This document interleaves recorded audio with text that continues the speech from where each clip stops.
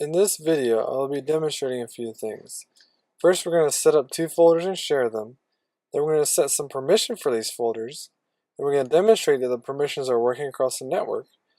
Then we're going to set up a domain-based DFS namespace on server 01. Then we're going to demonstrate that it's working. We're going to set up replication between server 01 and server 02. And then we're going to demonstrate that the replication is occurring. So the first thing we're going to do is we're going to set up a folder on our odd server, and we're just going to call that something we can remember, something very easy. We go lab 6 folder 01. The 01 just lets us know that it's on server 01. Now we're going to share this folder.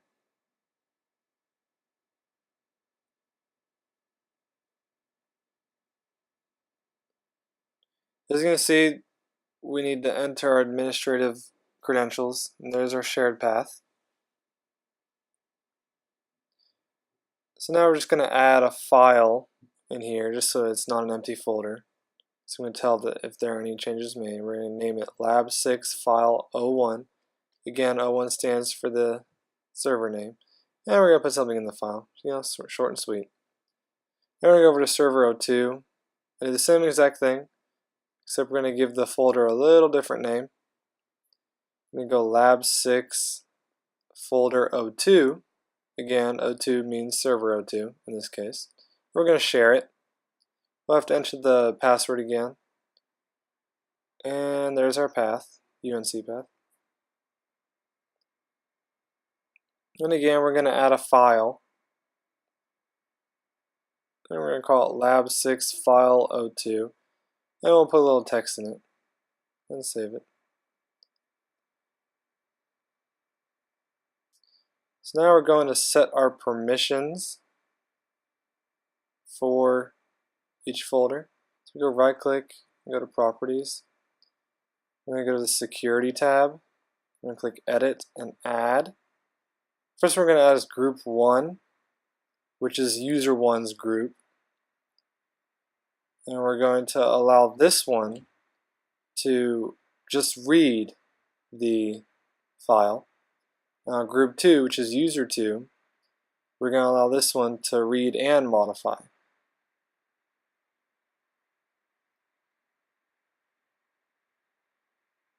We'll apply and OK. OK to close. We're going to go back to server 01 and set up the permissions, except it's going to be the opposite. So again, we're going to go to the security tab and click edit. We're going to add group 1, and this time group 1 is going to be able to modify and read. Group 2 will only be able to read the file.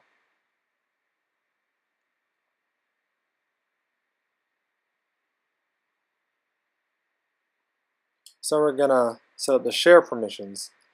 The general rule of thumb for share permissions when you're using that and NTFS permissions is to allow full control for share permissions.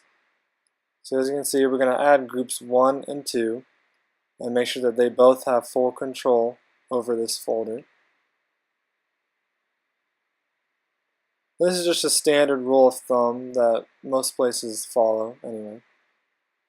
We'll go apply and OK and close. We're going to go back over to server 02 and do the same exact thing. We go to properties, the sharing tab, click advanced sharing, enter our password for the administrator of the domain. We're going to add group 1 and 2 and assign them the full control permission. This would be a colon or semicolon. And full control, full control. We're going to go apply and OK. Apply and OK one more time, and close. Now we're going to verify that the permissions are working across the network. As you can see, I'm logged in as user 2. So we're going to navigate over the network to server 01. We're going to go to our folder that we shared.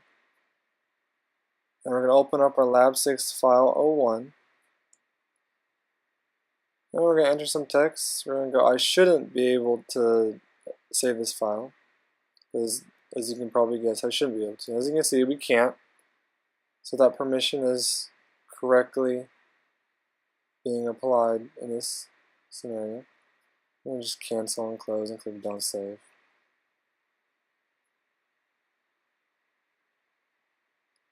So we're going to go on this computer, and this one we should be able to save, as denoted by the text that I've entered here. Go File and Save. And as you can see, we do get a save. We'll close and open it back up just so we can make sure. As you can see, it worked.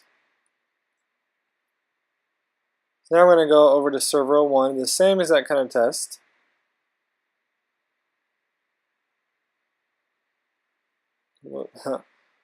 So this computer, we should be able to save it because it's on the same server. As you can see, we are able to save it. And now we're going to try the file over on Server 02, which we should not be able to save. So we're going to make note of that. And then File Save. And as you can see, we get the notification that we can't save it. We're just going to close, and we're not going to save it because we can't. And we go back and we close out of it. So now we're going to set up a domain-based DFS namespace, which is going to be hosted on this server, Server 01. So we go to our DFS management snapping and right-click on namespaces and click Add Namespace. We're going to make sure we choose Server 01 as our host server. And we're going to give it a name, very creative, Lab 6, since that's the lab that we're on right now. We'll go next and see if we want the domain base. We're going to leave it the same way. We're going to create. You can see we get a good message saying that we have created it. So we're going to right click and click New Folder to add folders to it.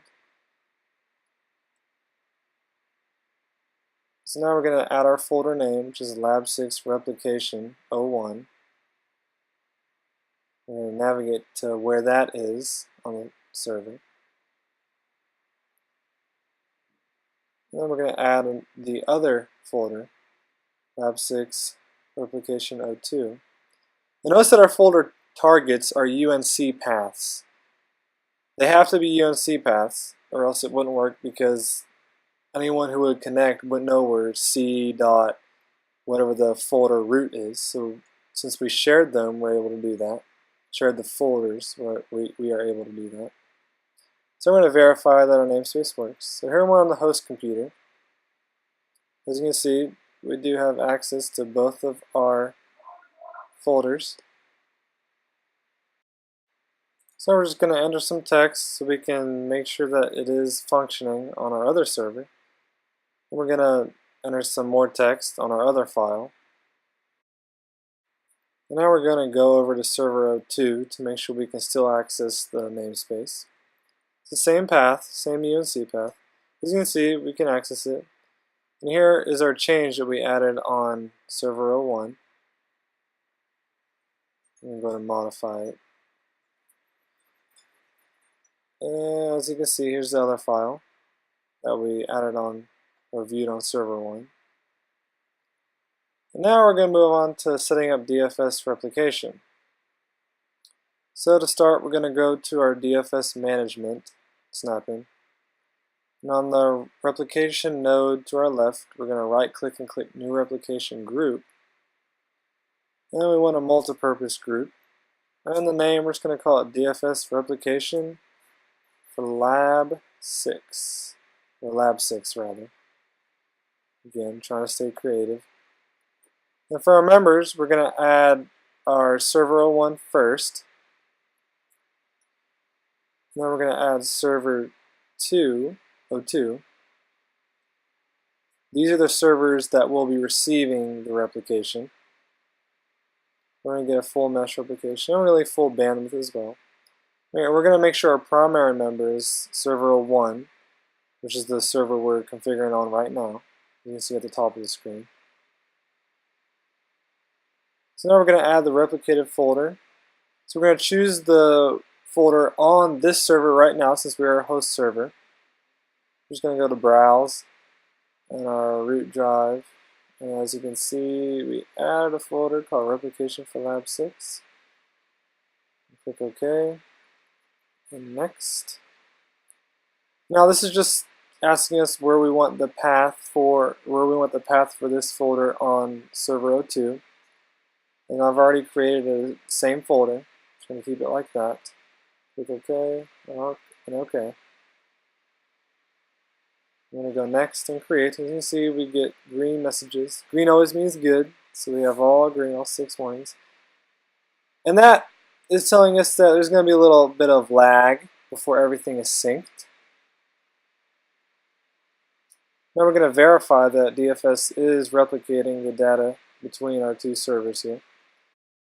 So we're on server 02 right now, and as you can see, there is no file, because this is how we're going to prove that replication is working.